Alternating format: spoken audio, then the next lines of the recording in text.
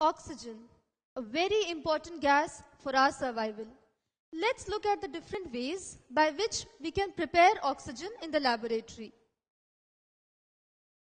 The first way is something which was used by the scientists Priestley and Lavoisier for the discovery of oxygen. We heat mercuric oxide, which is an orange colored compound. On heating, it liberates a gas, that is oxygen, which can be seen through the bubbles rising. The black colored compound left is mercury, and the gas is tested by bringing a glowing splint.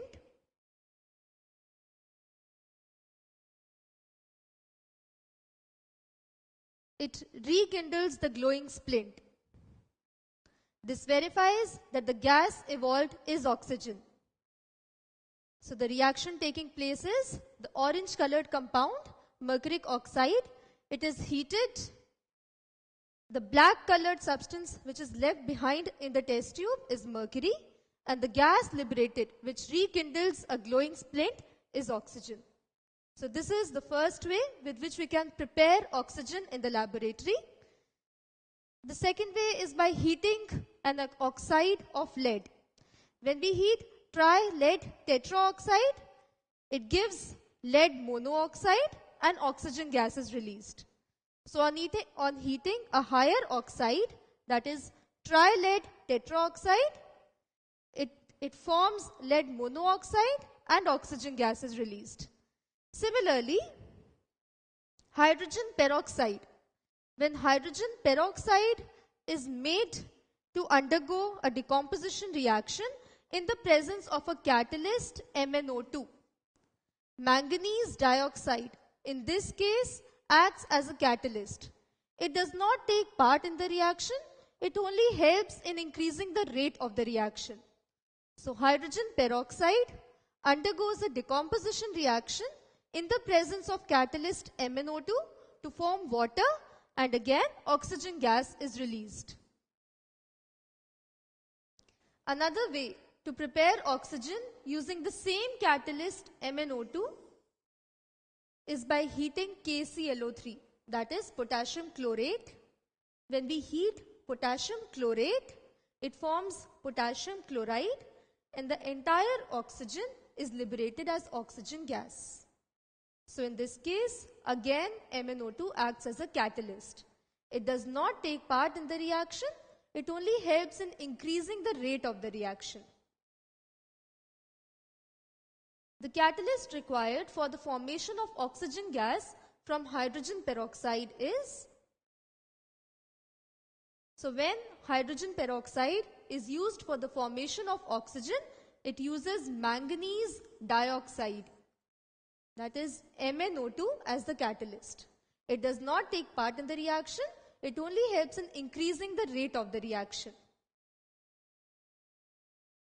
Another way to prepare oxygen in labs is by carrying out the electrolysis of water.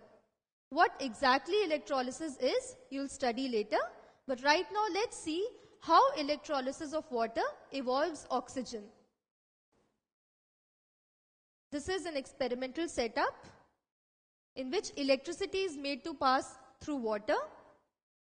Two gases are released, one at this end, seen through the bubbles, and the other gas at the other end.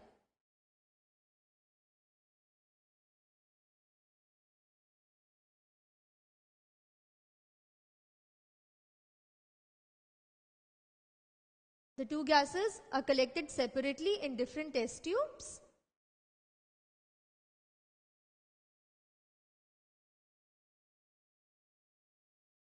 The first gas and the second gas, they are collected in different test tubes. Now we'll test for the presence of gases. The first gas, when we bring a lighted splint, it burns with a pop sound. So it proves that it is hydrogen. And the other gas, when we bring a glowing splint, it rekindles a glowing splint. So the second gas was oxygen.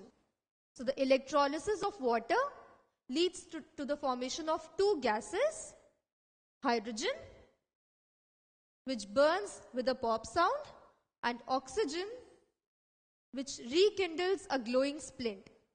So when electricity is made to pass through water, that also leads to the formation of oxygen. So the standard way of preparing oxygen in the laboratory is by heating the oxides. We saw that by heating mercuric oxide, lead oxide and so on, we get oxygen gas. So the standard method for preparation of oxygen in the laboratory is by heating the different oxides.